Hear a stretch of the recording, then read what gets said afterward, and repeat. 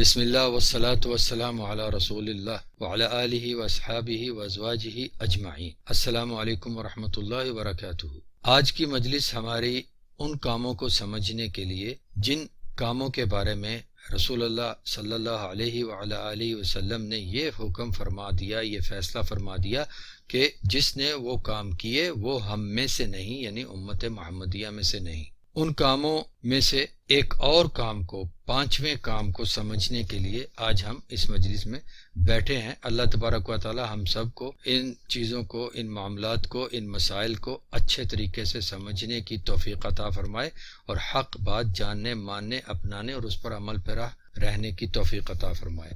تو ان کاموں میں سے پانچواں کام یہ ہے کہ کسی خادم کو اس کے مالک کے اور کسی بیوی کو اس کے خاوند کے لیے بگاڑ دینا، یعنی ان کے خلاف کر دینا۔ ابو ہریرہ رضی اللہ تعالی عنہ سے روایت ہے کہ رسول اللہ صلی اللہ علیہ وعلی آلہ وسلم نے ارشاد فرمایا، من خبب خادما علی اہلہ فلیس منا ومن افسد امرأۃ علی زوجہا فلیس منا۔ جس نے کسی غلام کو، کسی ملازم کو اس کے مالکان کے لیے بگاڑا تو ایسا کرنے والا ہم میں سے نہیں، اور جس نے کسی عورت کو اس کے خاوند کے لیے بگاڑا تو ایسا کرنے والا ہم میں سے نہیں۔ یہ حدیث شریف مسند احمد میں سے حدیث ابی ہریرہ رضی اللہ تعالیٰ عنہ کی احادیث میں سے حدیث نمبر 2027 ہے، اور صحیح ابن حبان میں سے کتاب البر والاحسان میں سے کتاب نمبر 14 میں ہے۔ سنن ابو داؤد میں حدیث ہے، یہ کتاب الادب میں سے باب نمبر 138 میں، اور امام البانی رحمہ اللہ نے اس حدیث کو صحیح قرار دیا ہے۔ سلسلہ الاحادیث صحیحہ میں حدیث نمبر 324 میں اس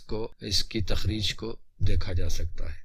اس حدیث شریف میں ہمیں کیا سمجھایا گیا ہے، آئیے اب اس کی تشریح سمجھتے ہیں اور اس میں موجود احکام کو سمجھتے ہیں۔ کسی غلام کو، کسی ملازم کو، کسی خادم کو اس کے مالک کے لیے بگاڑنا، یا کسی بیوی کو اس کے خاوند کے لیے بگاڑنا، اس سے کیا مراد ہے؟ پہلی چیز تو یہ سمجھنے والی ہے۔ اس سے مراد یہ ہے کہ کسی غلام، کسی ملازم، کسی نوکر اور اس کے مالک میں،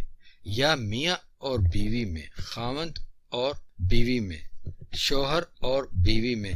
دوری، بد اتفاقی وغیرہ پیدا کرنا، ان کے درمیان ایسی دراڑ ڈالنا جس کی وجہ سے ان کے درمیان میں ایسی غلط فہمیاں پیدا کر دینا جن کی وجہ سے ان کے درمیان میں دوریاں اور بد اتفاقیاں آ جائیں،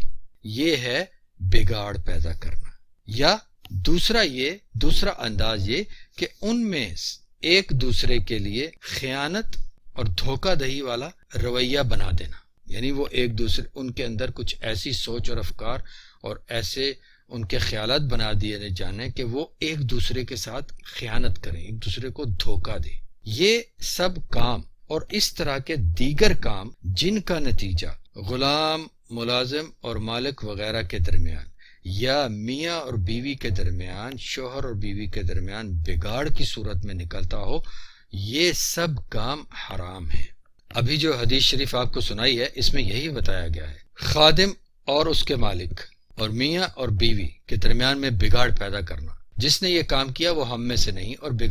بگاڑ پیدا کرنے کی مختلف صورتیں بھی آپ کے سامنے ابھی ذکر کر دی گئی ہیں۔ یہ کام، ہر وہ کام جس کے نتیجے میں کسی خادم، کسی ملازم، کسی غلام اور اس کے مالک کے درمیان، اور کہیں میاں بیوی کے درمیان کسی بھی قسم کا کوئی بگاڑ پیدا ہو، وہ کام حرام ہے، اور وہ کام کرنے والے کا انجام یہ ہے کہ وہ امت محمدیہ میں شمار نہیں کیا جائے گا اللہ کے ہاں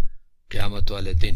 ذرا غور کیجئے سامعین کرام، اس حدیث شریف میں مالک اور ملازم، خادم اور مالک، غلام اور مالک، اور میاں اور بیوی کے درمیان میں بگاڑ پیدا کرنے کے لیے جن کاموں کو، جن ذرائع کو، جن طریقوں کو استعمال کیا جائے گا، یعنی دھوکہ، فریب، مکر، خیانت، بددیانتی وغیرہ، یہی سبب ہوں گے، یہی انہی طریقوں کو استعمال کر کے ہی تو بگاڑ پیدا کیا جائے گا۔ ان کاموں کو کرنے والے کو امت سے خارج ہونے کے بارے میں پہلے بھی دیگر احادیث میں بیان کیا گیا ہے۔ اگر آپ صاحبان کو یاد ہو تو دوسرے کام میں اس کا ذکر کیا گیا تھا۔ وہ احادیث آپ صاحبان کو سنائی گئی تھی جن میں نبی کریم علیہ الصلوۃ والسلام نے ارشاد فرمایا تھا، من غشنا فلیس منا، یا من غش فلیس منی، جس نے دھوکہ بازی کی، فریب کیا، وہ ہم میں سے نہیں ہے۔ آج کے سبق والی حدیث شریف میں بھی کہ کسی خادم اور مالک کے درمیان بگاڑ پیدا کرنا، ملازم اور مالک کے درمیان، غلام اور مالک کے درمیان،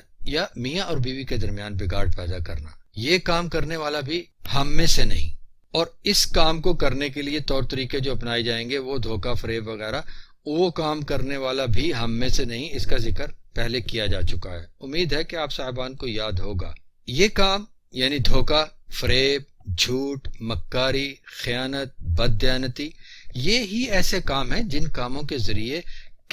کسی دو اشخاص میں بگاڑ پیدا کیا جا سکتا ہے، اور خاص طور پہ یہ دو رشتے، یہ دو تعلق داریاں جن کو نبی کریم علیہ السلام نے اس حدیث شریف میں فرما دیا، یعنی ملازم اور اس کا مالک، خادم اور اس کا مالک، یا غلام اور اس کا مالک، بیوی اور خاوند، انہی کاموں کے ذریعے ان رشتہ داریوں میں، ان تعلق داریوں میں بگاڑ پیدا کیا جا سکتا ہے، اور بگاڑ پیدا کیا جاتا ہے۔ اور ہمارے مسلمان بھائی بہنیں کثرت سے یہ کام کرتے ہیں، جن کی بے شمار لا گنت مثالیں ہمیں اپنے معاشرے میں اپنے ارد گرد بکھری ہوئی نظر آتی ہیں۔ مسلمان پر واجب تو یہ ہے، فرض تو یہ ہے کہ وہ اپنے مسلمان بھائی بہنوں کے درمیان اصلاح کرے، اور اگر کہیں کوئی بگاڑ پیدا کر رہا ہے تو اس کو روکے بھی اور اس کی نشاندہی بھی کرے، جیسا کہ اللہ تبارک و تعالیٰ نے ارشاد فرمایا ہے، انما المؤمنون اخوہ